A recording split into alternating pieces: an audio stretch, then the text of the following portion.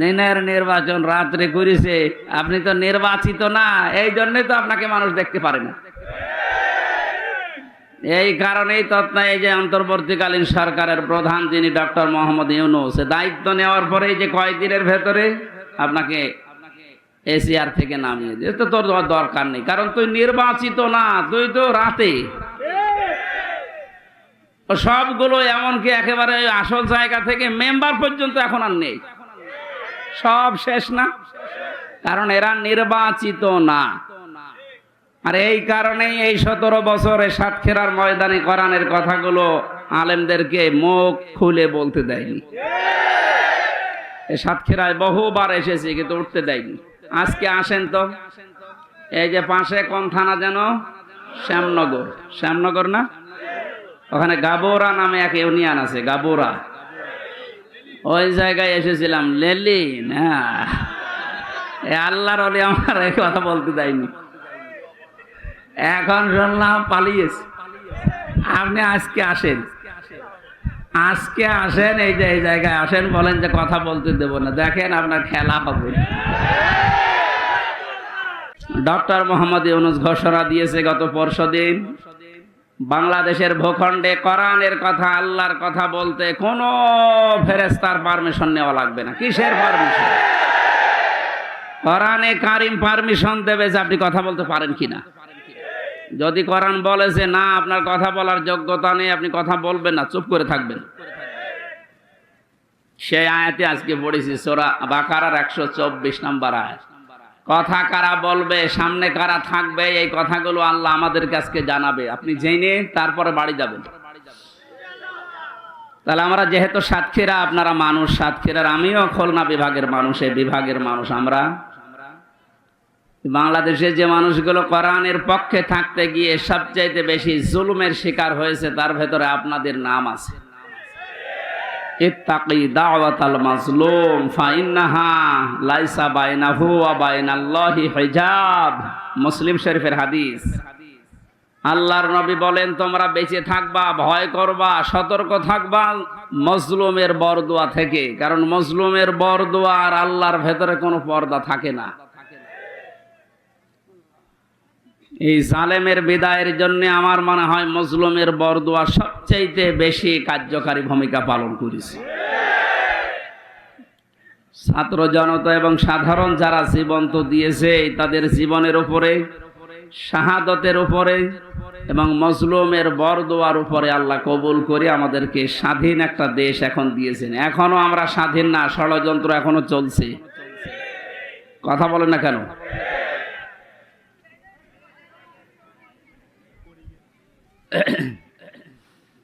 আল্লাহ রাব্বুল আলামিন এই আয়াতের ঘোষণা দিয়েছেন, তিনিই তোমাদেরকে নির্বাচিত করেছেন তার দ্বীনের জন্য। আর দ্বীনের উপরে চলতে গিয়ে, দ্বীনের কথা বলতে গিয়ে যে বাধা বিপত্তিগুলো আসবে, আল্লাহ নিজে ওইগুলো তার পক্ষ থেকে দূর করে দিয়েছেন। মিল্লাতা আবিকুম ইব্রাহিমা হুয়া সাম্মাকুমুল মুসলিমিন, তোমাদের জাতির পিতা হযরত ইব্রাহিম আলাইহিস সালাম। কোরআনের আয়াতকে বাদ দিয়ে জোর করে যারা জাতির পিতা দাঁড় করিয়েছিলেন, একটা আওয়াজ দাঁড়িয়ে নেই, সব মিশে গেছে।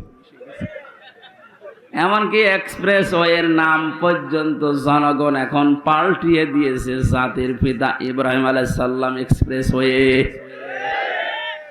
খাবার পাশ দিয়ে একটা রোড গেছে, ইব্রাহিম খলিলুল্লাহ রোড। বাংলাদেশের বহু ব্রিজের নাম, বহু সেতুর নাম, বহু রোডের নাম এখন আমাদের যিনি আসল জাতির পিতা তার নামে নামকরণ অলরেডি হয়ে গেছে। এই জন্য কোরআনের উপরে মাস্তানি করে কিছু চাপিয়ে দিতে যাবেন না, ওটা টিকবে না। কথা বলেন না কেন? কোরআন সূরা হজের ভেতরে আল্লাহ মূর্তির বিরুদ্ধে কথা বলেছিলেন যে মিথ্যা কথা থেকে বেঁচে থাকবা আর মূর্তি পূজা থেকে বেঁচে থাকবা। অথচ সেইটা জাতির উপরে মুশরিকদের কথা মতো অনেকেই চাপিয়ে দিয়ে মনে করেছিল অমর হয়ে যাবে। আমার তো এখন মনে হচ্ছে যত টাকা খরচ হয়েছিল এই ভুয়া জাতির পিতার জন্য সব টাকাগুলো এখন পানিতে ফেলেছি। এগুলো যদি মানুষের জন্য খরচ করতেন, এই মানুষগুলোই এই লোকটার জন্য হয়তো দোয়া করলে আল্লাহ কবুল করলেও করতো, কিন্তু যা করলেন দোয়া করার মতো রাস্তাও আর তো রাখলেন না, সব নষ্ট করে দিলেন। আমাদের যে নাম মুসলিম, আজ অনেকেই স্লোগান দিচ্ছে তুমি কে আমি কে, বাঙালি বাঙালি, এটা বলা জায়েজ নেই। আমাদের পরিচয় বাঙালি না, আমাদের পরিচয় মুসলিম। কথা বলেন না কেন? আর দেশ হিসাবে যেহেতু বাস করি এই দেশে, এই জন্য আমরা বাংলাদেশি। এই শব্দটাকে আমি বানালাম। কোরআনে কারিমে আল্লাহ যে আয়াতের মাঝের অংশে জানিয়েছেন হুয়া সাম্মাকুমুল মুসলিমিন, এই যে হুয়া এর ফাইল বা কর্তা হযরত ইব্রাহিম নবী। আমাদের যিনি জাতির পিতা তিনি আমাদের নাম দিয়েছেন যে তোমরা মুসলিম জাতি হিসাবে তোমাদের নাম আমি মুসলমান, এটা রাখলাম। বলেন সুবহানাল্লাহ। এখান থেকে একটা মাসলা বের হয়। এদিকে তাকান, যেখানে সেখানে মাহফিল নিয়ে তো ঝামেলাগুলো হয় এই কারণে। এরা জায়গাগুলো আসলে ঠিক মতো হয় না, তখন এই আলোচনাটাই উঠিয়ে যায়। আরে ভাই, ওয়াজি যদি শুনতে না পারেন তো চেঁচামেচি করে লাভ আছে? অন্তত কানে তো শুনতে পারছেন। আবার কথা বলেন, এমনি গ্রাম্য মাইক নিয়েছেন, কথা বন্ধ করেন।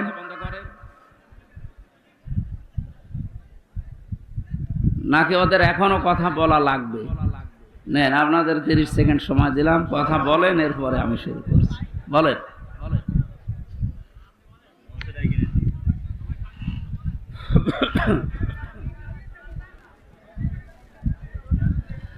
আমার ভাইরা, এখান থেকে যে মাসলাটা বের হয়, মা বোনেরা যারা বিভিন্ন জায়গায় বসে শুনতেছেন, আপনারও এখানে একটা দায়িত্ব বের হয়। মার বাবা হিসাবে দায়িত্ব হচ্ছে সন্তান হওয়ার পরে মা বাবার প্রথম দায়িত্ব হচ্ছে তার একটা অর্থবোধক ইসলামী সুন্দর নাম রাখা। যেহেতু আমাদের পিতা হযরত ইব্রাহিম নবী তিনি জাতির পিতা হিসাবে জাতির নাম রেখে দিলেন মুসলিম বা মুসলমান, আমরাও যারা সন্তানের মা বাবা হব আমাদের প্রথম দায়িত্বই হবে একটা অর্থবোধক নাম রাখা। এটা আমাদের জাতির পিতা ইব্রাহিম নবী আলাইহিস সালাম থেকে আমরা পেয়েছি। মাজলুমের দোয়া থেকে বেঁচে থাকার জন্য নবীজি আহ্বান জানিয়েছেন। এদেশের সবচাইতে বড় মাজলুম যারা ছিল তারা আলেমেরা। আজকে যার নাম দিয়েছেন শহীদ আল্লামা দেলাওয়ার হোসাইন সাইদি, কত বড় মাজলুম, 13টা বছর এক ঘরের ভেতরে কাটিয়ে গেল।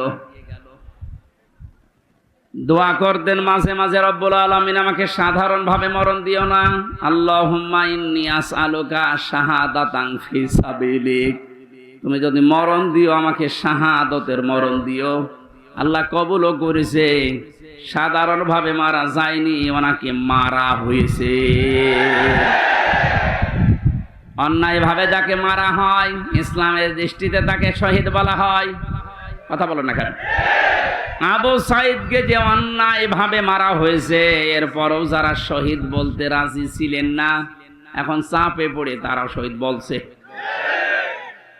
রফিক নামে এক হুজুর নাকি কয়েকদিন আগে ভিডিও ছেড়েছিল যে আবু সাইদ শহীদ না, ওরে জোর করে বুক পেতে দিয়েছে। তাই গতকালকে নাকি ক্ষমা চেয়েছে যে আমার ভুল হয়ে গেছে। সুতরাং ভুল যখন স্বীকার করেছেন, এখন আর উল্টাপাল্টা কথা বলবেন না, কারণ এখন আর জালেমরা এদেশে নেই। জালেম সব পালিয়েছে, আর যারা আছে সব গর্তের ভেতরে আছে। আল্লামা বলেছিলেন না, ইন্দুরের গর্ত পাবা না, তার দোয়া কবুল হয়ে গেছে। ইন্দুরের গর্ত আর পারছে না। আজকেও দেখলাম একজনকে জোতার মালা পরিয়ে জালেমের জুলুমের প্রতিশোধ নিচ্ছে জনগণ। এই 17-18 দিন হয়ে গেল, এরপরও যদি আপনার জুতার মালা এখনো না সরে, তো এ দেশে জালেমদের আর জায়গা হবে বলে আমার বিশ্বাস হয় না। সুতরাং জালেম যারা, আপনারা হয় বিধান নেন না মরে যান। বহু মানুষের ক্ষতি করেছে। রব্বিলা তাজারনি আলাল আরদি মিনাল কাফিরিনা দাজ্জারা। নূহ আলাইহিস সালাম বলেছিলেন, আল্লাহ কাফেরদের একটা আন্ডা বাচ্চা পর্যন্ত জমিনে না থাকে, কারণ ওর পক্ষ থেকে যেটা জন্মাবে ওইটাও হারামি হবে।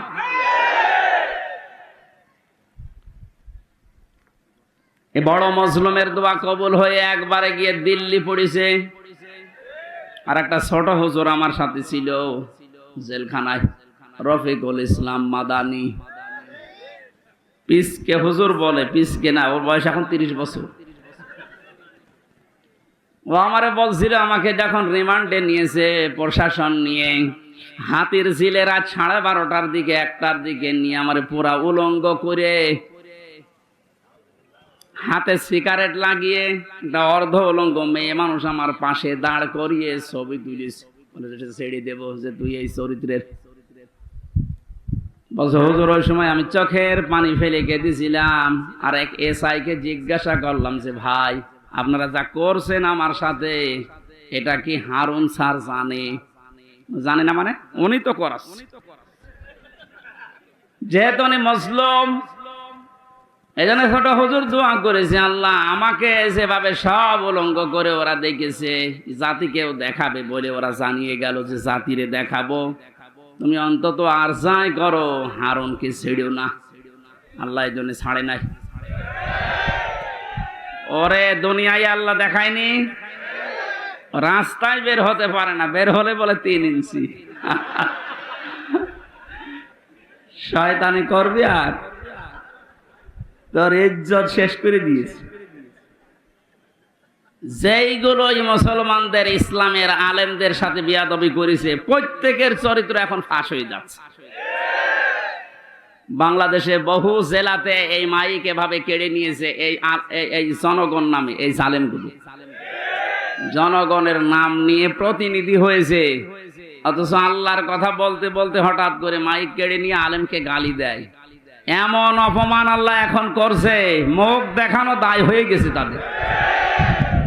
আমার মনে হয় হারুনের যে অবস্থা এখন, যে কয় ইঞ্চি বলেন, ও ছোট হুজুরকে যা করেছিল তার চাইতে ডবল অপমান আল্লাহ করেনি। কারণ নবীজির হাদিস ছিল, মাজলুমের বরদোয়া আর আল্লাহর ভেতরে কোনো পথ কবুল হয়ে যায়। ও যদি সাতক্ষীরার এই ময়দানে, আমার ওর বাড়ি তো কিশোরগঞ্জে, সাতক্ষীরা জেলায় যদি এখন আসে, আর ওর চেহারা তো পরিচিত, ও কারো লাগবে না, ছেলে মেয়েরা যারা আছে পিটিয়ে মেরে ফেলবে। এটা এই ছোট হুজুরের বরদোয়া। বড়টার বরদোয়া কবুল হয়েছে, ছোটটারও কবুল হয়েছে। বড়টার বরদোয়া কবুল হয়ে দিল্লি পড়েছে, ছোটটার বরদোয়া কবুল হয়ে কয়েক ইঞ্চি বেরিয়ে গেছে। এখন এই মেজো যারা আমরা আছি, আমাদের দোয়া কবুল হবে না?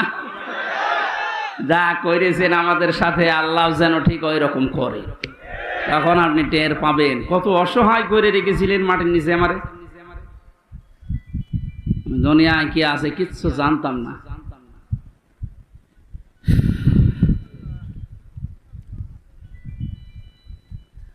আমার ভাইরা, সাতক্ষীরার মানুষদেরকে, চাঁপাইনবাবগঞ্জের মানুষদেরকে, ঝিনাইদহ জেলার মানুষদেরকে বাংলাদেশের অন্যান্য মুসলমানেরা একটু বেশি ভালোবাসে, মন থেকে দোয়া করে, কারণ এরা ইসলামের জন্য যা হারিয়েছে, আল্লাহ পাকের উদ্দেশ্যেই যেন তাদেরকে জান্নাত দিয়ে পূরণ করে দেন। যে আল্লাহ আমাদেরকে কোরআনে কারিমের কিছু কথা শোনার জন্য, আমাদের জাতির পিতা ইব্রাহিম আলাইহিস সালামের জীবনী থেকে হক কথা শোনার জন্য এই ময়দানে নিয়ে আসলেন। দিনের বেলায় আমাদের কাজ ছিল, সব কাজ বাদ দিয়ে কোরআনের এই ময়দানে যিনি নিয়ে এসেছেন, বলেন আলহামদুলিল্লাহ। দরুদ আর সালাম পড়ছি আমাদের নবী মুহাম্মদ রাসূলুল্লাহ সাল্লাল্লাহু আলাইহি ওয়াসাল্লামের প্রতি। আমরা তেলাওয়াত করেছি সূরা বাকারার 124 নম্বর আয়াত। তাফসীর আকারে কথা বলবো। যেহেতু দোয়া হবে শহীদদের আত্মার মাগফিরাত কামনায়। শহীদদের মাগফিরাত কামনা করার দরকার নেই, কারণ আল্লাহ তাদেরকে নিজে খাওয়াচ্ছে। ওয়ালা তাহসাবান্নাল্লাযীনা কুতিলু ফি সাবিলিল্লাহি আমওয়াতা বাল আহইয়াউন ইনদা রাব্বিহিম ইরযাকুন। সূরা আলে ইমরানের 169 নম্বর আয়াত। আল্লাহ পাক জানিয়েছেন, হে পৃথিবীর মানুষেরা, আমি আল্লাহ যাদেরকে শাহাদতের মর্যাদা দিয়েছি এদেরকে মৃত ভাববা না, বলবা না তো বলবাই না। ওয়ালা তাকুলু লিমা ইউকতালু ফি সাবিলিল্লাহি আমওয়াত। এই আয়াত দ্বারা আল্লাহ মুখের উপরে নোটিশ দিয়েছেন, শহীদদেরকে মরে গেছে কথা বলবা না। আর এই সূরা আলে ইমরান দিয়ে আল্লাহ জানিয়েছেন যে মনে মনে ধারণাও করবা না যে শহীদরা মারা গেছে, কারণ জীবন পর্যন্ত যে লোকটা জালেমের সামনে দিয়ে দিতে পারে একে মারা গেছে মনে মনে বলাও গুনার কাজ। এই জন্য আল্লাহ ওয়ালা তাহসাবান্নাল্লাযীনা দিয়েছেন, মনে মনে ধারণাও করবা না। খুব দামি শব্দ এটা, যার তার নামের আগে শহীদ লাগিয়ে দিলেই হবে। সুতরাং এই মানুষগুলোকে আমরা ধারণা যেন না করি যে ওরা এমনি এমনি মারা গেছে। ওরা তো জীবিত, ওরা আমাদের চাইতে উত্তম খাবার আল্লাহর জান্নাতের ভেতরে খাচ্ছে।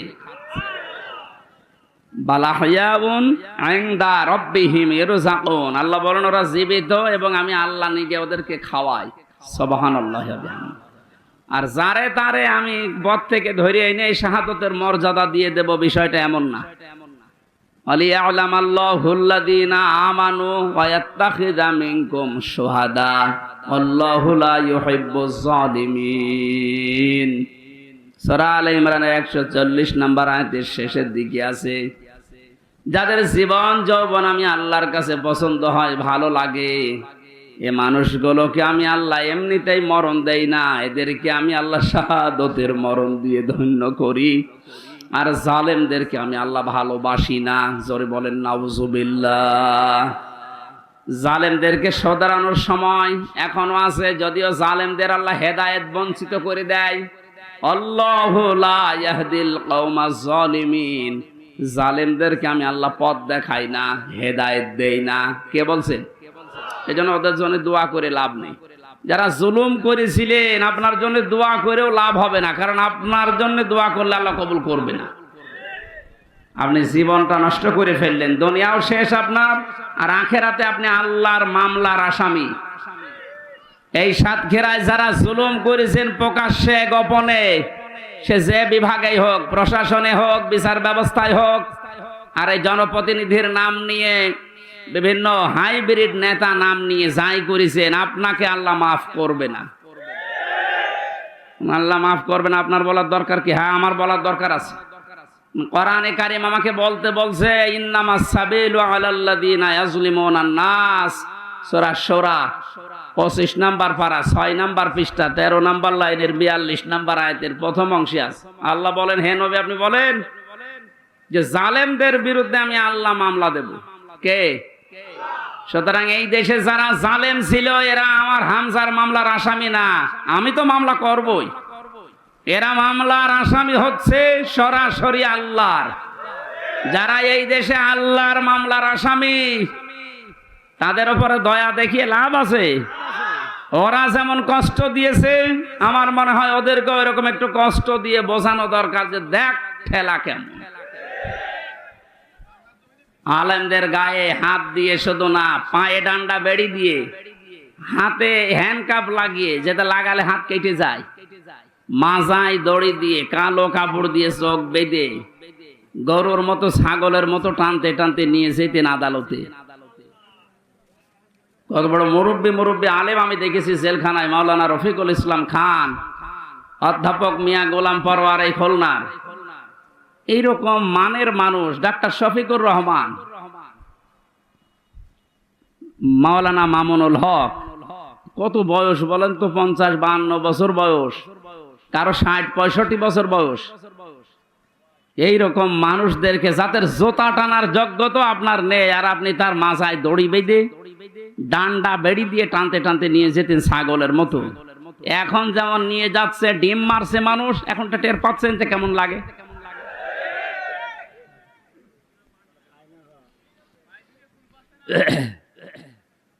এখন যে শয়তানগুলো রিমান্ডে আছে কয়েকদিনের পত্রিকা এবং এই যে ভিডিও আসতেছে, রিমান্ডে এখন তো আমাদের মতো কষ্ট এদের দিচ্ছে না, আদালত নাকি বলে দিয়েছে ওইসব দরকার নেই, খালি এমনি জিজ্ঞাসা করবে। শুধু জিজ্ঞাসা করছে তাই নাকি কাঁদছে। আর কিছু শয়তান আছে কিছু কথা বলেন শুধু হাসতেছে, মানে পাগলের ভয় ধরেছে। রিমান্ডে আমাদের যেভাবে এই হাতের নখ বলছে যে এইগুলো দিয়ে আমরা নখ তুলি, আমার মনে হয় ওদেরকে যদি নখ নাও তোলেন শুধু দেখান যে এইটাই করি, ওই এমনি মরে যাবে। আমার ওই কাছের ঘরের ভেতরে মাটির নিচে যখন ওই যন্ত্রপাতিগুলো বের করে বলছিল যে এই দেখেন এইগুলো দিয়ে আমরা নখ তুলি, বলেন তো সব ওরা আর আমি একা, পৃথিবীর কেউ জানে না, সব থেকে বিচ্ছিন্ন। কেমন লাগে ওই সময়। আর আপনাদের তো তাও আদালত বলেছে না কিছু বলবেন না, শুধু জিজ্ঞাসা করবেন। জিজ্ঞাসা করলে আপনি কাঁদতেছেন।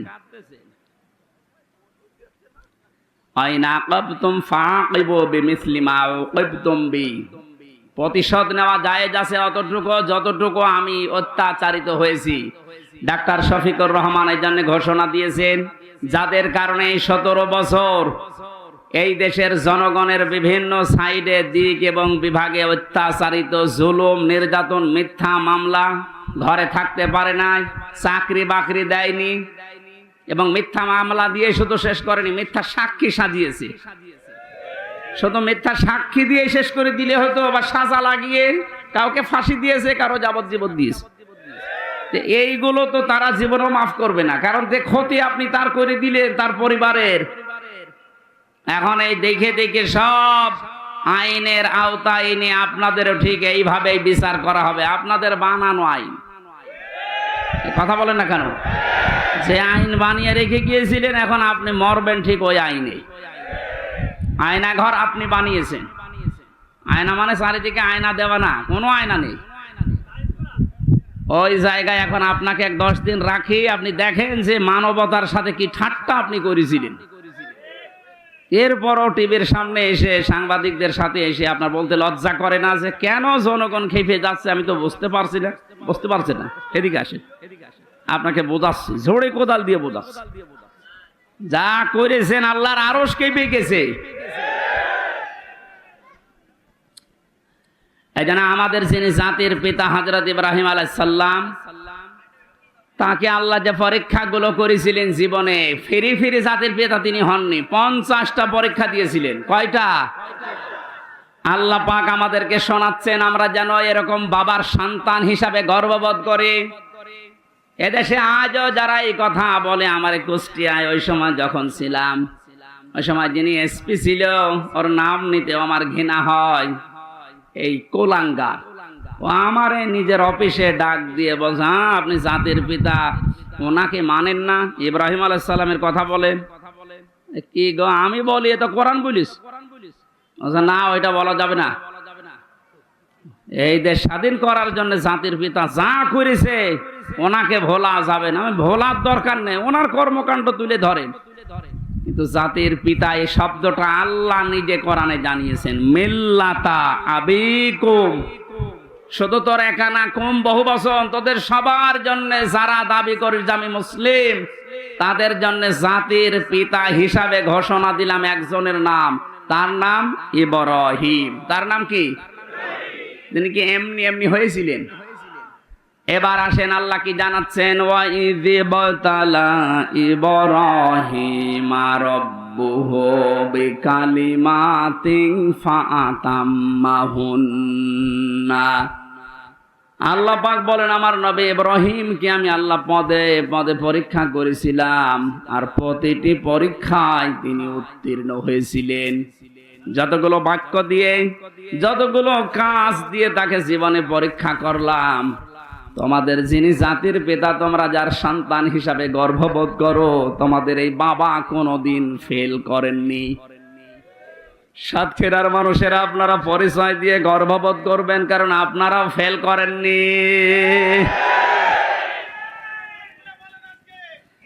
বাংলাদেশের বহু জেলার লোকেরা ফেল করে গেছে, বিশেষ করে গোপালগঞ্জের ফেল হয়ে গেছে। ওদের যেগুলো এখন কীর্তিকলাপ বের হচ্ছে, সাতক্ষীরার কোন সন্তান যদি ফার্স্ট ক্লাস ফার্স্ট হয় তার চাকরি হবে না, আর গোপালগঞ্জে বাড়ি হলে আমার মনে হয় 2 পয়েন্ট পেয়েছে, চাকরি পেতে দেরি হয় না। এই যে বৈষম্য, এমনিতে বৈষম্য বিরোধী আন্দোলন ছাত্ররা শুরু করে নাই, সব জায়গায় যখন দেখেছে বৈষম্য তখন ওরা করবে কি? আহ্বান জানাচ্ছি, যেহেতু রাষ্ট্র সংস্কার এখন চলছে, এই জালেম এবং জালেমদের দোসর যারা, তাদেরকেও এখন সংস্কার করা দরকার।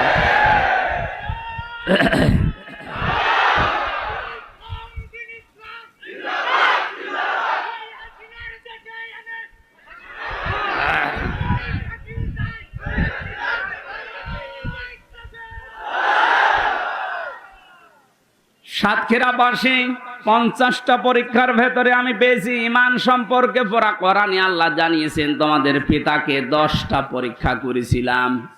ঈমান সম্পর্কে 10টা পরীক্ষায় তিনি প্রতিটিতে উত্তীর্ণ হয়েছিলেন। তিনিও সর্বপ্রথম ঈমান আনার জন্য খুঁজছিলেন যে কাকে বিশ্বাস করা যায়, কাকে বিশ্বাস করা যায়।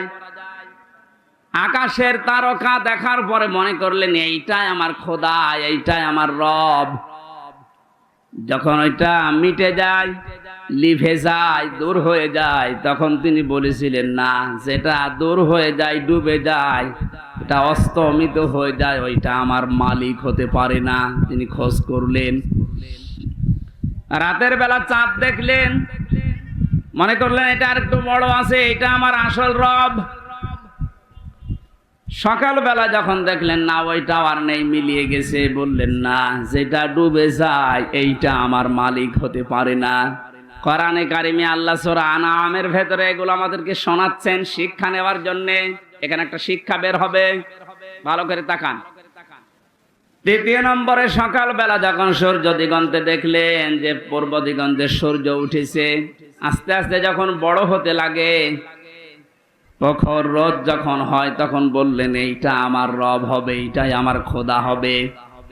সন্ধ্যাবেলা যখন ওইটা পশ্চিম আকাশে মিলিয়ে যায়, বললেন না, যেটা অস্তমিত হয়, ডুবে যায়, ওইটা আমার মালিক হতে পারে না। জাতিকে তিনি জানালেন, ইন্নী ওয়াজ্জাহাতু ওয়াজহিয়া লিল্লাযী ফাতারাস সামাওয়াতি ওয়াল আরদা হানিফা ওয়া মা আনা মিনাল মুশরিকিন। সূরা আনআমের ৭৯ নম্বর আয়াত। হযরতে ইব্রাহিম নবী জাতিকে ডাক দিয়ে বললেন, হে আমার জাতির লোকেরা, এতদিন পর্যন্ত যাদেরকে খোঁজ করে পেয়েছিলাম, একটাও স্থায়ী না, সব অস্থায়ী, সব অস্তমিত হয়ে গেছে, ডুবে গেছে। আমি আমার এই চেহারাকে ধরিয়ে দিলাম ওই আল্লাহর দিকে, যিনি আসমান আর জমিনের উদ্ভাবক, যিনি বানিয়েছেন এটা। হানিফা, আমি একনিষ্ঠ ভাবে ঘুরলাম আল্লাহর দিকে। আমান আমিনাল মুশরিকিন, আর আমি মুশরিকদের অন্তর্ভুক্ত না। আমাদের জাতির পিতা তিনি শিরিক থেকে মুক্ত হয়ে ঘোষণা দিলেন যে আমি মুশরিক না, অথচ এই দেশে কত অবৈধ সন্তানেরা বিভিন্ন মুশরিকদেরকে খুশি করার জন্য জাতিকে প্রকাশ্য শিরিক করিয়েছে, মুশরিক বানিয়েছে। বিভিন্ন স্কুল কলেজে আমি দেখেছি, ভিডিও দেখেছিলাম, একটা মূর্তি সামনে নিয়ে, ছবি সামনে নিয়ে ছেলেমেয়েরা যে মাথা নিচু করে সম্মান জানাচ্ছে,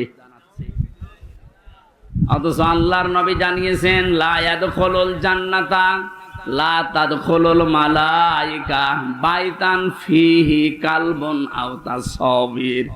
ওই ঘরের ভেতরে রহমতের ফেরেশতা প্রবেশ করে না যেখানে মানুষের ফটো থাকে আর কুকুর থাকে। অথচ প্রত্যেকটা অফিস, আদালত, বাড়ি, দোকানঘাট, সব জায়গায় এই শিরকটা চালু করার জন্য উঠে পড়ে লেগেছিল। আল্লাহ এমন ভাবে বিদায় দিয়েছে জিল্লতির সাথে।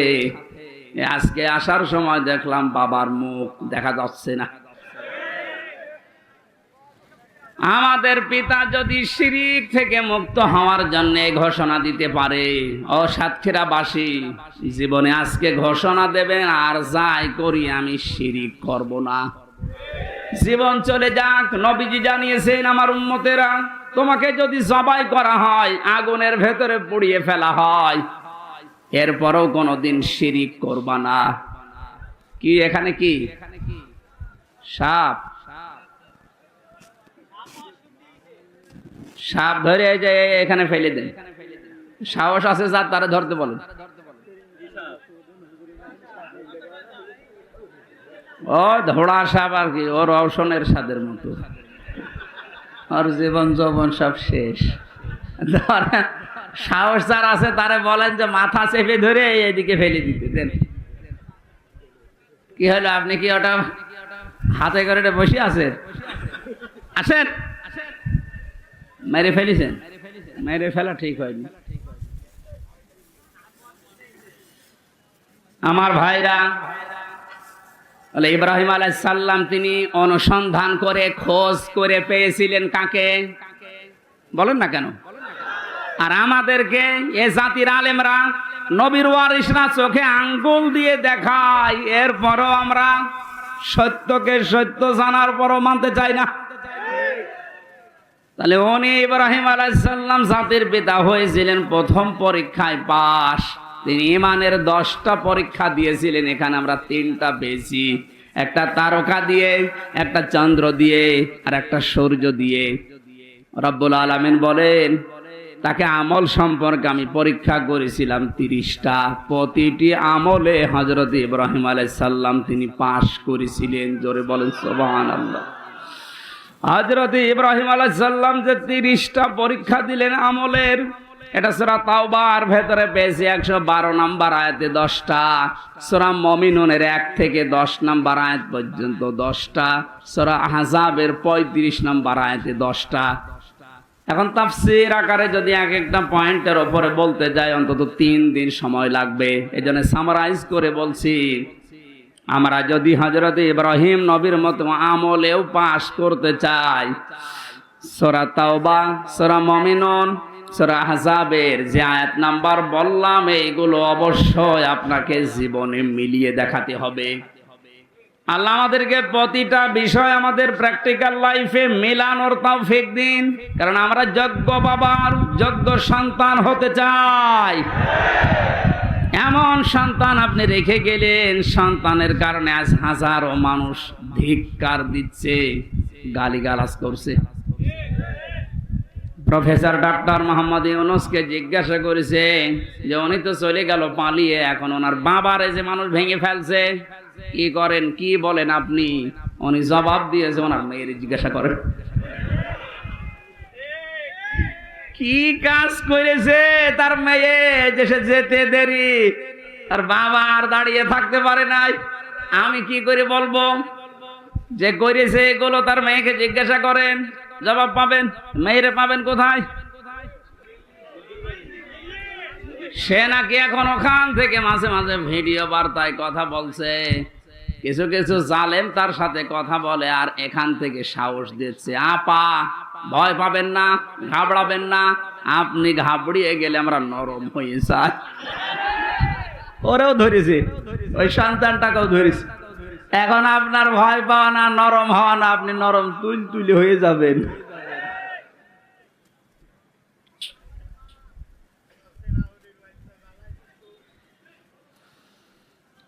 এরপরে পেয়েছি ফিতরাত বা স্বভাব সম্পর্কে তিনি 10টা পরীক্ষা করেছিলেন। এটা মারেফুল কোরআন, তাফসিরে হাক্কানি, এগুলোতে পাবেন। আমি একটা একটা করে এবার তাফসির আকারে পয়েন্ট আকারে বের করছি। হযরত ইব্রাহিম আলাইহিস সালামকে তিনি পরীক্ষা করেছিলেন, এটা আম্বিয়ার ভেতরে আছে 51 থেকে 59 নাম্বার আয়াত পর্যন্ত। আমি আয়াতগুলো লম্বা করে বলতে গেলে দেরি হয়ে যাবে, কারণ সামনে আজান, মাগরিবের পরে আবার অনুষ্ঠান আছে সদরে, এই জন্য তাড়াতাড়ি করছি। মোবাইলে তুলে নিতে পারেন, রেকর্ড হচ্ছে, কালকে এগুলো মিলাবেন। আমি 1 ঘন্টায় আর কি বলবো, যার তথ্য দিচ্ছে এগুলো মিলিয়ে যদি জীবন চালাতে পারেন, আপনি যোগ্য বাবার যোগ্য সন্তান হিসাবে মাথা উঁচু করে দাঁড়াতে পারবেন। জীবন চলে যাক, আপনি মারা যান, আর যাই হোক না কেন, জীবনে যেন কোনোদিন শিরিক করবেন না। মা বোনদের ভেতরে এটা অনেক বেশি। আল্লাহ যেটা পারে ওইটা অন্য কেউ পারে, এই কথা বিশ্বাস করার নাম হচ্ছে শিরিক। এক কথায় উত্তর দিয়ে দিলাম, আল্লাহ যেটা পারে ওইটা অন্য কেউ পারে, এই কথা বিশ্বাস করার নাম কি? আপনারা আমল, নামাজ, রোজা একটু কম হোক আল্লাহ মাফ করবে, কিন্তু শিরিক করলে কোনো মাফ নেই। কথা বুঝতেছেন? আপনারা 5 ওয়াক্তের জায়গায় 15 ওয়াক্ত নামাজ পড়া লাগবে না, সারা দিন আপনারা সারা রাত রোজা রেখে কাটাল লাগবে না, এরকম না। আপনি আমল একটু কম হোক, কিন্তু শিরিক যেন না হয়। এই জন্য উনি ঘোষণাই দিয়েছিলেন, অমা আনা মিনাল মুশরিকিন, আমি মুশরিক না, আর যাই হোক আমি কি না। আর এমন একটা জায়গায় আমরা পৌঁছিয়ে যাচ্ছিলাম যে আমরা বলতে বাধ্য হচ্ছিলাম যে আমি দাদা। কথা বলেন না কেন? কি একটা মারাত্মক অপরাধ থেকে আল্লাহ আমাদেরকে বাঁচিয়ে দিয়েছেন। কিয়ামতের ময়দানে সবচাইতে বড় কঠোর আযাব দেবেন আল্লাহ মুশরিকদেরকে। আকাদিমনা ইলা মা আমিলু মিন আমালিন ফাজআলনাহু হাবাআম মানসুরা। সূরা ফুরকানের ভেতরে আছে, আল্লাহ বলেন কিয়ামতে যখন আমলনামা সামনে আসবে, যদি শিরিক কিছু পাই, ওটা ধুলি কণার মতো ওর মুখের উপরে নিক্ষেপ করে বলবো তোর কোনো বিচার নেই। জোরে বলেন নাউজুবিল্লাহ। সাতক্ষীরাবাসী আমি জানি এই সমস্ত জেলাতে ইসলামী আন্দোলন একামতে দিনের সৈনিকরা, মা বোনেরা বেশি। আপনাদের আর যাই হোক শিরিক করবেন না, আপনাদের যতটুকু আছে আল্লাহ জান্নাত দেবে আমি আশা করি, কিন্তু শিরিক থাকলে সমস্যা। কিয়ামতে আল্লাহ একটা প্রাচীর বানিয়ে রাখবেন আরাফ, ওখানে কিছু মানুষকে নারী পুরুষ দাঁড়িয়ে থাকবে, এই জান্নাতেও যাবে না জাহান্নামেও যাবে না। সাহাবী প্রশ্ন করলেন, হে নবী ওরা জান্নাতে যাবে না কেন? বিশ্ব নবী বলেন, সাহাবীরা এই মানুষগুলো দুনিয়াতে মা বাবার সাথে খারাপ আচরণ করেছিল, এই কারণে আল্লাহ তাদেরকে জান্নাত দিচ্ছে না। যারা এখানে আছেন হাতে পায়ে ধরে বলছে আমল কম হোক, আখলিস দীনাকা ইয়াকফিকাল আমালুল কলিল, তোর ঈমানটা খাঁটি করবে, নির্ভেজাল করবে, শিরিক মুক্ত করবি, আমল কম হলো আল্লাহ তোরে জান্নাতে দিয়ে দেবে। মা বাবার সাথে আজ আমরা অনেকেই খারাপ আচরণ করতে বাধ্য হচ্ছে। এর পেছনে যারা কল কাঠি নাড়ায় তারা অধিকাংশ পরিবারে খোঁজ খবর নিয়ে দেখলে দেখা যায় তার স্ত্রী দায়ী। এই কথা বলেন না কেন? একটা মা হওয়ার জন্য যে কষ্টটা সহ্য করেছে আপনার আমার আর মা, এই পৃথিবীতে আমার মুখটা দেখার জন্য বিজ্ঞান এখন প্রমাণ করছে 57 ইউনিট কষ্ট সহ্য করা লাগে একটা সন্তানকে দুনিয়ায় আনতে মায়ের। অথচ পুরুষ মানুষ যত শক্তিশালী হোক, ও যদি মোহাম্মদ আলী হয়, তারপরেও এই মানুষটা সর্বোচ্চ কষ্ট সহ্য করতে পারে 45 ইউনিট। এর উপরে কষ্ট সহ্য দিলে ও মারা যাবে। একটা মা দুনিয়ায় আমার মুখ দেখতে গিয়ে 57 ইউনিট কষ্ট সহ্য করে তারপরে আমি দুনিয়ায় এসেছি। এই জন্য আল্লাহ আরাফ নামক প্রাচীর দিয়েছে, এদেরকে জান্নাতে দিচ্ছেন। এই প্রথম কারণ। যারা বিভিন্ন জায়গায় বসে কথা শুনছেন, আপনাদেরকে আমি জান্নাতে নিতে চাই, জান্নাতি নিতে চাই, এজন্য বলছি দুনিয়া কি হবে কয়দিন যাবে না। আর মা বাবার সাথে খারাপ আচরণ যেন আপনার স্বামী না করে, বারবার তাকে পথে রাখেন, বোঝান। এমনকি তার নিকট আত্মীয় স্বজন যারা আছে, তার বোন আছে, তার ভাই আছে, তার চাচা আছে, ফুফু আছে, এগুলোর সাথে যেন সুন্দর আচরণ করে, তাদের হক আদায় করে, সামর্থ্য অনুযায়ী তাদের দেখাশোনা করে, টাকা পয়সা তাদের উপরে খরচ করে, এটা আপনি উদ্বুদ্ধ করেন। তিরমিজি শরীফের হাদিস, আল্লাহর নবী বলেন, কোন স্বামী তার স্ত্রী যদি চায় যে আমার স্বামী আরো বেশি দিন বেঁচে থাক, আমার স্বামীর আরো মান মর্যাদা বাড়ুক, তার দুনিয়ায় সম্মান বেড়ে যাক, টাকা পয়সা অর্থ সম্পদের মালিক হোক আরো বেশি বেশি, তাহলে স্ত্রীর উচিত সে যেন নিজের স্বামীকে বারবার উদ্বুদ্ধ করে, স্বামী আর যাই করো রক্তের সম্পর্কগুলো ঠিক রাখো। একটা সন্তানের সাথে সবচাইতে রক্তের সম্পর্ক বেশি তার মা আর বাবার, এ কথা বলেন এখানে। এরপরে তার ভাই আর বোনের, এরপরে চাচা ফুফু। তাহলে আপনি স্ত্রী হিসাবে এটা কিন্তু একটা ইবাদত, এটা দুনিয়ার কাজ না। মনে করছেন এ দুনিয়ার কাজ আর কি হবে? আপনি নামাজ পড়া যেমন ফরজ মনে করেন, রোজা রাখা ফরজ মনে করেন, নিকট আত্মীয় যারা তাদের সাথে আপনার স্বামীকে দিয়ে ভালো ব্যবহার করানো, খোঁজ খবর রাখা নামাজের মতো ফরজ। অথচ এইটা অধিকাংশ পরিবারে না থাকার কারণে ছোটখাটো বিষয় নিয়ে মনোমালিন্য। অনেক সন্তান আছে মা বাবার পরিচয় দিতে চায় না, কথা বলে না, চাচার সাথে কথা বলে না, ফুফুর সাথে খোঁজ খবর নেয় না, অথচ ধর্ম আত্মীয় পাতিয়েছে সেখানে মাসে 2 বার যায়, আর নিজের আপন ফুফু গরিব দেখাও করে না, খোঁজও নেয় না। না, আপনার নামাজ কবুল হবে না, আপনার এই বোরকা পরা পর্দা করা বেকার হবে। আপনি মনে করছেন এটা দুনিয়ার কাজ। নামাজ পড়েন 6 ওয়াক্ত তাহাজ্জুদ মিলে, বোরকা পরেছেন একেবারে 14 হাত, অথচ আপনার মিল নেই ফুফু শাশুড়ির সাথে, আপনার চাচা শ্বশুরের সাথে। আমি কি আর কি মারছি বলেন? হাজারো পরিবারে এরকম নেই। আমার বিশ্ববিদ্যালয়ের এক স্যার ছিল হাদিস বিভাগে, ডাক্তার আব্দুল্লাহ জাহাঙ্গীর। উনি বলছিলেন এক চেয়ারম্যান গেছে খুলনায়, সারাদিন কাজকর্ম করার পরে খুলনাতে ছেলের বাড়ি, ওখানে উঠেছে। রাত একটু বেশি হওয়ার কারণে বাবা বলছে, সন্তান আমি চলে এসেছি, একটু রাত বেশি হয়েছে, কিছু মনে করো না। বাবা ভেতরে নিয়ে স্ত্রীকে বলছে, আমার বাবা এসেছে, রান্না করো। স্ত্রী বলছে, না আমি পারবো না, আমি সেই সন্ধ্যা থেকে রাত 11টা পর্যন্ত সিরিয়াল দেখতে দেখতে ক্লান্ত, পারবো না। অন্তর্বর্তীকালীন সরকার আসার পরে এই জিনিসটা অন্তত মাফ হয়েছে, ভারতের সিরিয়ালগুলো বন্ধ করে দিয়েছে। এখন আছে আর আমার মনে হয় অনেক মহিলা বরদোয়া দিয়েছে দিক, যেই বলেছে পারবো না, ওগুলো আপনার বাবা, আপনি রান্না করে খাওয়ান। চিন্তা করছে এখন যদি মারধর করে, যদি উচ্চবাচ্য করে আমার বাবা আবার জেনে ফেলবে। ঠিক আছে, কিছু না বলে বাবাকে বলছে, আব্বা তুমি কি খেয়ে এসেছো? ছেলের বাড়ি কেউ খেয়ে যায়? ও তো সব কথা শুনে ফেলেছে, লজ্জার খাতিরে বলছে, ঠিক আছে খাওয়া লাগবে না, আমি খেয়ে এসেছি। রাত 12:30টায়, মাত্র 1.5 ঘন্টা পরে এসেছে। আর একটা ছেলে এসে কলিং বেল চাপ দিয়েছে, বাইরে যেয়ে দেখে ওর ছোট শালা। বলছে, দোলা ভাই চলে আসলাম, আসো তোমার দিয়ে খেলা শুরু হবে। স্ত্রীকে বলছে, ওঠো। না, তোমার ভাই এসেছে, এবার উঠিস। আমি একটু বাড়িয়ে বলছি না, ভাই এসেছে এবার উঠে রান্না বান্না করলেন। আগের যেটা ছিল ওইটাও যদি এই আচরণ করতেন, আমার মনে হয় কোন সংসারে বাংলাদেশে আলাদা হইতো না। আপনার মনটা এত ছোট কেন? একটু বড় করতে পারেন না? আর শুধু এই ক্ষেত্রে স্ত্রীরই দোষ না, অনেক মা বাবা আছে নিজের মেয়ের ভুল হলে মাফ করে দেয়। আর পুত্রবধূ একটা লোকের মেয়ে, ওর পান থেকে চুন খসলে আগে ছেলের কানে কানে তুলে দেয়। এইটা মা বাবা না, এটা ডাইনি।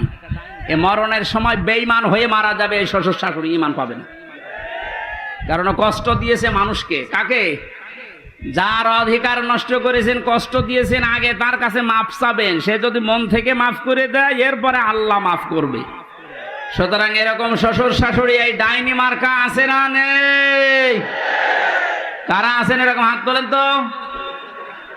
একজন এই লোকটা মরণের সময় ঈমান পাবে না, ও বেঈমান হয়ে মরবে।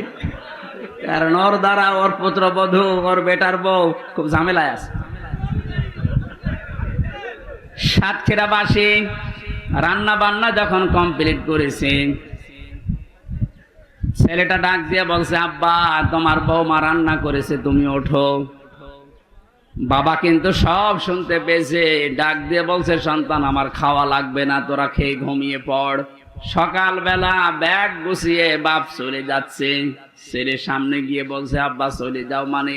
তোমার বৌমা রান্না করছে, খেয়ে যাবা না? চোখের পানি ফেলে দিয়ে বাবা বলে, সন্তান আমি যেদিন তোর শালা হব ওই দিন খেয়ে যাব। শুধু হাসির খোরাকি না, এটা বাস্তবতায়। শুধু আমার ওই কুষ্টিয়া জেলার ওই চেয়ারম্যান শুধু এরকম আচরণ পেয়েছে, বাংলাদেশে বহু পরিবারে অনেক মুরব্বী এখন ঠিক ওই রকমই আছে। একটা মায়ের পেটে 8টা 10টা 12টা 15টা সন্তানের জায়গা হয়, অথচ এই মা বাবা শেষ বয়সে এসে গেলে এই 15টা বাড়ি মিলেও মা বাবার জীবন চলে না, তখন পালাপালি করে খাওয়ায়। নাউজুবিল্লাহ মিন যালিক। আমার মনে হয় মুরব্বী হয়ে গেলে এদেরকে নিয়ে এই 15টা সন্তান 5টা সন্তান এরা কাড়াকাড়ি করবে, কারণ এদের পেছনে যা খরচ করবেন সবগুলো সাদগা দেওয়ার মতো সওয়াব হবে। আর আমরা যারা সন্তান আছি আমরা চাইও এটা, কিন্তু আমরা পারি না অধিকাংশ পরিবারে বোর কারণে। এইটা একটু বেশি বলে ফেললাম। যারা পারেন না বোর কারণে হাত তোলেন তো ভাই, সত্যি কথা বলেন, হাত তোলেন। ওয়াজ করা আমার ঠিক হইল না। একটা মানুষের তাহলে এই সমস্যা, বাকিগুলো সবই আপনারা জান্নাতে আছেন আলহামদুলিল্লাহ। ওয়াজ আর করে করবো কি? মেয়েদেরকে ধন্যবাদ জানাচ্ছি, সাতক্ষীরার মেয়েদেরকে আলহামদুলিল্লাহ। এই একটা লোকের বউ, এর বউ আছে এখানে, এই একটা লোক হাত তুলল তো আজকে বাড়ি গেলে ওর খাবার দেয় কিনা দেখেন তো, বিছানা আলাদা হয়ে যেতে পারে। 4 নাম্বার পরীক্ষায় হযরত ইব্রাহিম আলাইহিস সালাম পড়েছিলেন, বাবার বাধা পেয়েছিলেন ঘর থেকে, এরপরও তিনি বাধাকে উপেক্ষা করে আল্লাহকে খুঁজে বের করেছিলেন, আগুনে পর্যন্ত পড়েছিলেন, এরপরও পিছপা হননি। এরকম ইব্রাহিম নবীর সন্তানদের জীবনের সামনে পদে পদে পরীক্ষা আসতে পারে, ঘর থেকে, বাবার কাছ থেকে, মায়ের কাছ থেকে, স্ত্রীর কাছ থেকেও বাধা আসতে পারে। দিনের উপরে চলতে গিয়ে পিছপা হওয়া যাবে? এই পয়েন্টটা আমার নিজের দিকে তাকিয়ে বলছি, আমিও যেন পিছপা না হই। দুনিয়া একদিকে যাক, ইসলাম থাকবে আমার সামনে ইনশাআল্লাহ। দিন কায়েম করা এটা আমার জীবনের মূল লক্ষ্য এবং আসল কাজ। এটা জীবনের মেন কাজই এইটা। পৃথিবীর প্রত্যেকটা নবীকে আল্লাহ বলেছিলেন আনাকিমুদ্দিন, যে আমার ইসলাম কায়েম করেন, এ বিষয়ে কোনো মতপার্থক্য করবেন না, কারো বাধা মানবেন না। সুতরাং আমরা যেহেতু এই যে পৃথিবীতে দিনের খাদেম, কামলা, লেবার, যতদিন পর্যন্ত জীবনের শেষ দিন না আসে, বেতন হিসাবে জান্নাত পেয়েছি এ ঘোষণা না পাই, ততদিন পর্যন্ত আমাদের কোনো থামাথামি নেই। নামাজ যেমন ফরজ মনে করে পড়ি, রোজা যেমন ফরজ মনে করে রাখি, দিন কায়েম করব, আন্দোলন করব, এইটাও ফরজ মনে করি। আল্লাহ আমাদেরকে ওই রকম ইমান তুমি ইব্রাহিম নবীর মতো দান করো। সমাজের বাধা পেয়েছিলেন, রাষ্ট্রের বাধা পেয়েছিলেন, বনবাসে পর্যন্ত গিয়েছিলেন। আমি তাফসিরের প্রায় 22-23টা তাফসির থেকে নোট করেছি, সবগুলো বলতে গেলে সময় পাচ্ছি না। হিজরতের পরীক্ষা দিয়েছিলেন, জবাই করেছিলেন সন্তানকে, প্রত্যেকটার শেষে কোরআনের আয়াত সেট করেছি। এরপরে কাবা নির্মাণ করে পরীক্ষা দিয়েছিলেন আল্লাহকে। হজের 26 নম্বর আয়াতে আছে, ফিতরাত সম্পর্কে তিনি পরীক্ষা দিয়েছিলেন 10টা, এই মাথার ভেতরে 5টা, নাকে পানি দেওয়া এই কাজটা ছিল না, এই জন্য আল্লাহ করোনা দিয়েছিলেন। বহু বিমানবন্দরে আমি দেখেছিলাম, অমুসলিম বিমানবন্দরে যে সমস্ত দেশে ওরা পানির ব্যবহার করতো না, টিস্যু, শুধু টিস্যু দিত, এমনকি টয়লেট করার পরও টিস্যু। আল্লাহ এমন সিস্টেম করে দিয়েছে, নাকে পানি দিবি না, প্রতিদিন নাকে পানি অন্তত 5 বার করে দে। করোনা নামে যে রোগ, এটা আস্তে আস্তে দূর হয়ে যাবে। এটা আল্লাহ দিয়েছিলেন মনে হয় এই ইব্রাহিম নবীর এই ফিতরাতের প্রথম যে কাজটা ছিল, নাকে পানি দেওয়া। কত রকমের জার্ম দিনের ভেতরে আপনার নাক দিয়ে যায়, যত পরিষ্কার থাকবে তত রোগ থেকে আল্লাহ আপনাকে বাঁচাবে। এটা বিজ্ঞানসম্মত। 2 নম্বরে প্রতিদিন অন্তত কারণে অকারণে কুলি করবেন। মুখের ভেতরে যে সমস্ত জার্ম গুলো আছে, কুলি করার দ্বারা আল্লাহ দূর করে দেয়। আমাদের জাতির পিতা ইব্রাহিম থেকে এগুলো পাওয়া। 3 নম্বরে তিনি মেসাক করতেন। হয় মেসাক করবেন কোনো ডাল, কাঁচা ডাল দিয়ে, তাহলে দাঁত ভালো থাকবে। যদি এরকম ব্যবস্থা না হয়, বিরাস ব্যবহার করতে পারেন। 4 নম্বরে তিনি গোপ দাড়ি কাটতেন, কিন্তু মুষ্টির উপরে। প্রত্যেকটি নবীর দাড়ি ছিল 1 মুষ্টির নিচে। এরপরে ওনারা দাড়ি কাটা জায়েজ আছে, কিন্তু এর উপরে দাড়ি কাটা জায়েজ নেই। মস্কে বড় রাখা যাবে না, যদি ছোট ছোট করে রাখতে পারেন জায়েজ আছে। একেবারে রবীন্দ্রনাথ ঠাকুরের মতো রাখলে দই খেতে পারবেন না। এরপরে তেল ব্যবহার করতেন প্রত্যেকটি নবী। আমাদের জাতির পিতা ইনি শিখিয়েছেন তেল ব্যবহার করা। এখন তো ফ্যাশন হয়ে গেছে, মেয়েরা পর্যন্ত এখন আর মাথায় তেল দিতে চায় না, শুধু শ্যাম্পু দেওয়ার পরে চুল ফুলিয়ে থাকতে চায় কন্ডিশনার দিয়ে। না, মেয়েদের চুল হচ্ছে শুধুমাত্র স্বামীর জন্যে। এই মাসলাটা মনে রাখবেন, স্বামী বাদে মেয়েদের চুল তার বাবাকে দেখানো জায়েজ নেই। শুধু হালকা জায়েজ আছে দুলা ভাইকে দেখানো।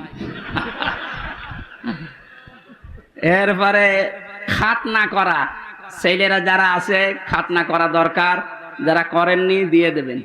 এটা অনেক রোগ থেকে বাঁচাবে। নাভির নিচের লোম পরিষ্কার করা, ঢেলা কলুপ ব্যবহার করা, নখ কাটা 7 দিনে একবার, এরপরে বগলের লোম পরিষ্কার করা। এই 10টা ইব্রাহিম নবীর ফিতরাত বা স্বভাব ছিল। আমাদের জাতির পিতা আমাদেরকে যা দিলেন, আল্লাহ বলেন আমি আল্লাহ তোমাদেরকে নির্বাচিত করেছি। শব্দের দিকে খেয়াল করেন, হুয়া জেতাবাকুম। এ জেতেবা মানে নির্বাচিত করা। এ জেতেবা মানে কি? এতদিন যারা ছিল এরা কি নির্বাচিত? কোরআনের আয়াত অনুযায়ী এরা অবৈধ। আল্লাহ বলেন আমি নির্বাচিত করি। নির্বাচিত করা, নির্বাচনের মাধ্যমে পদ্ধতি আল্লাহর। বহু মানুষ নবীর উম্মত হওয়ার জন্য চেষ্টা চালিয়েছে, আল্লাহর কাছে দোয়া পর্যন্ত করেছে। হযরতে মুসা নবীর মতো, ঈসা নবীর মতো এত বড় পাওয়ারফুল নবীরা আল্লাহ দোয়া কবুল করেন না মুসা নবীর মতো নবীর, যাকে কালিমুল্লাহ বলতেন, তার দোয়া কবুল হয়নি, কারণ তিনি নির্বাচিত হতে পারেননি এই নবীর উম্মত হওয়ার জন্য। আল্লাহ আমাদেরকে শোনালেন হুয়া জিতাবাকুম, তিনি তোমাদেরকে নির্বাচিত করেছেন। কি করলেন এটা করে? ওমা জাআলা আলাইকুম ফিদ্দীন মিন হারাজ, এবং তোমাদেরকে আল্লাহ রাব্বুল আলামিন দ্বীনের উপরে চলার জন্য যত বাধা ছিল সব বাধা নিজের থেকে দূর করে দিয়েছেন। এই দেশে দ্বীন মানা, দ্বীনের কথা শোনা বলা কত কঠিন ছিল বলেন তো। এই বাধাগুলো শুধুমাত্র ছাত্র আন্দোলন করার মাধ্যমে দূর হয়েছে তা না। আল্লাহ নিজে আমার মনে হয় আবাবিল ফেরেশতার মতো, পাখির মতো এই ছাত্রদেরকে ব্যবহার করিয়ে এই যে বিশাল বোঝা, বিশাল জগদ্দল পাথর আল্লাহ নিজে ছড়িয়ে দিয়েছেন। কারণ এখানে ফাইল কর্তা সরাসরি আল্লাহ, তিনিই তোমাদেরকে নির্বাচিত করেছেন তার দ্বীনের জন্য। এই 18.5 কোটি 19 কোটি মানুষ এখন আমরা এই দেশে বাস করি, সবাই কি তার দ্বীনের জন্য, ইসলামের জন্য নির্বাচিত হয়েছে? না, সবাইকে আল্লাহ এখনো পর্যন্ত কবুল করেনি। যাদেরকে করেছেন সৌভাগ্য তাদের। বাকি যাদের করে নাই আল্লাহ যেন খুব তাড়াতাড়ি দ্বীনের ভেতরে তাদেরকে পরিপূর্ণ প্রবেশ করান। কারণ আমরা তো মানে চেপে রেখে কথা বলতে পারি না। কয়েকদিন আগে একটা বক্তব্য দিয়েছিলাম যে কাফেরকে কাফের বলা লাগবে। কেউ যদি কাফেরকে কাফের মনে না করে তাহলে সেও কাফের। আল্লাহ যদি কাফের বলে কাউকে, তার আয়াত অস্বীকার করা নেই, তার অস্তিত্ব অস্বীকার করার কারণে এই ওয়াজ যদি আমার মুখ দিয়ে বের হয়, এ দোষ কি আমার না আল্লাহ? আমার। আমি তো অ্যাডভার্টাইজ করলাম, কথা তো দিয়েছেন কে বলেন তো? অথচ অনেক শয়তান এই কথাটা নিয়ে পেছনে লেগেছে। বিশ্বে এখন কাফের বেশি, আর উনি কাফেরদের বিরুদ্ধে কথা বলল। তাহলে আপনি আল্লাহকে জিজ্ঞাসা করেন তো, ঈমান নষ্ট হয়ে যাওয়ার, ভেঙে যাওয়ার যে কারণগুলো আছে 10টা, তার ভেতরে 9 নাম্বার কারণ এইটা। কেউ যদি কোনো অমুসলিমকে অমুসলিম মনে না করে, মনে করে এও আমাদের মতো, তাহলে আপনারও ঈমান থাকবে না। এটা কি আমি বানালাম? অজু করেছেন, অজু ভেঙে গেছে। কয় কারণে অজু ভাঙে বলেন তো? 7 কারণে। কয় কারণে? একটা কারণ আপনার ভেতর থেকে এসেছে, এই যে রক্ত গড়িয়েছিল, এই জায়গায় জমা ছিল, গড়িয়ে পড়ে গেছে। যতক্ষণ জমা থাকে অজু ভাঙে না, যদি গড়িয়ে পড়ে যায় অজু ভেঙে যায়। এটা জানেন তো? এই যে নামাজ পড়ি আমরা, কিছুক্ষণ আগে নামাজ পড়ে আসলাম, নামাজও ভেঙে যায় 19টা কারণে। কয়টা কারণে? এর যে কোনো একটা কারণ যদি আপনার ভেতরে পাওয়া যায়, আপনার ওই নামাজ আর নামাজ থাকবে না নষ্ট হয়ে যাবে। এইগুলো যেমন সহজে বোঝেন, ঈমানও যে ভেঙে যায়, নষ্ট হয়ে যায়, এটা বোঝেন না কেন? আল্লাহর কোন বিধানকে কেউ যদি অস্বীকার করে তার তো ঈমান ভেঙে যাবে। কেউ যদি অপছন্দ করে, যালিকা বিআন্নাহুম কারিহু মা আনজালাল্লাহু ফাআহবাতা আমালাহুম, সূরা মুহাম্মদের 9 নম্বর আয়াত। আল্লাহ বলেন, আমি যেগুলো কোরআনে নাজিল করেছি এগুলো অস্বীকার করা না। কেউ যদি শুধু মন খারাপ করে, এত পারা যায়, সঙ্গে সঙ্গে ঈমান নষ্ট হয়ে যাবে। আর ওর যা ভালো কাজ ছিল পেছনে, দান সাদকা নামাজ রোজা যাই করেছিল, ওগুলো সব আল্লাহ নষ্ট করে দিল। এই জন্য কাফেরকে কাফের বলা লাগবে, এটা আমার ইমানের দাবি। আমি না তো ইমানই থাকবে না। এই কথা বলতে গেলে যদি এখন এই রাম বা আমার এই জালেমদের দোসররা উল্টা করে ওই কাফেরদেরকে বোঝা যে এই দেখো এ তোমাদের দেখতে পারে না, এর নামে মামলা দাও, একটা কথা হইল। মামলার আসামি তো 1 নম্বর হওয়া দরকার আল্লাহ, ওই ফতোয়া দিয়েছে তো আল্লাহ, আর ওটা অ্যাডভার্টাইজ করেছে প্রথমে নবীজি, তাহলে 2 নম্বর আসামি। ওনাদের কোনো আসামির তালিকায় নেই, যত নাম সব আমাদের। আমরা চেপে রেখে আমি আপনার মতন জালেম হব? এই জন্যই তো চেপে রাখা যায় না। এই যে পয়েন্ট আকার যে কথাগুলো বললাম, আপনি একটা কথাও খণ্ডন করেন তো? আল্লাহ বলেন, আমি নির্বাচিত করি নির্বাচনের মাধ্যমে লক্ষ কোটি কোটি উম্মতের ভেতরে তোমাদেরকে আমি আল্লাহ নির্বাচিত করেছি। এই শব্দের ব্যাখ্যা যদি মনে হয় যে না, এই নির্বাচন নির্বাচিত এই শব্দগুলো বাংলায় কোনে আছে কোরআনে, আপনি সূরা হজের 78 নম্বর আয়াতে যান। ওটা আরবিতে বললে আপনি বোঝেন না বলে তো বাংলা বললাম। এই শব্দকে যারা আজ গোপন করার জন্য রাতের নির্বাচন দিনে করে ফেলেছে, নাকি উল্টে গেছে? দিনের নির্বাচন রাত্রে করেছে। আপনি তো নির্বাচিত না, এই জন্যই তো আপনাকে মানুষ দেখতে পারে না। এই কারণেই এই যে অন্তর্বর্তীকালীন সরকারের প্রধান যিনি ডক্টর মোহাম্মদ ইউনূস, দায়িত্ব নেওয়ার পরে যে কয়েকদিনের ভেতরে আপনাকে এসিআর থেকে নামিয়ে দিয়ে, তো তোর দরকার নেই, কারণ তুই নির্বাচিত না, তুই তো রাতে। সবগুলো এমনকি একেবারে আসল জায়গা থেকে মেম্বার পর্যন্ত এখন আর নেই, সব শেষ না, কারণ এরা নির্বাচিত না। আর এই কারণেই এই 17 বছরে সাতক্ষীরার ময়দানে কোরআনের কথাগুলো আলেমদেরকে মুখ খুলে বলতে দেয়নি। এই সাতক্ষীরায় বহুবার এসেছি কিন্তু উঠতে দেয়নি। আজকে আসেন তো, এই যে পাশে কোন থানা যেন, শ্যামনগর, শ্যামনগর না, ওখানে গাবোরা নামে এক ইউনিয়ন আছে, গাবোরা, ওই জায়গায় এসেছিলাম। লেলি না, আল্লাহর ওলি আমার এই কথা বলতে দেয়নি। এখন শুনলাম পালিয়েছে।